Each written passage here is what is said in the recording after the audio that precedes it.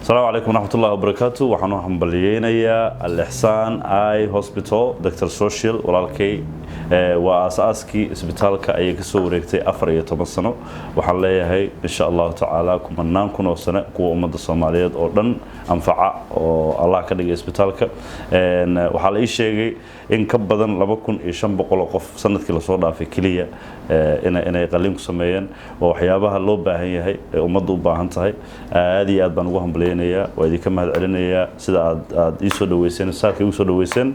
hambalyo ayaan leeyahay 14 guurada aasaaska isbitaalka Al-Ihsan Hospital Eye Hospital Muqdisho xaafadda of course xaafaddeedii hore Madiina. aad idin salaamaya.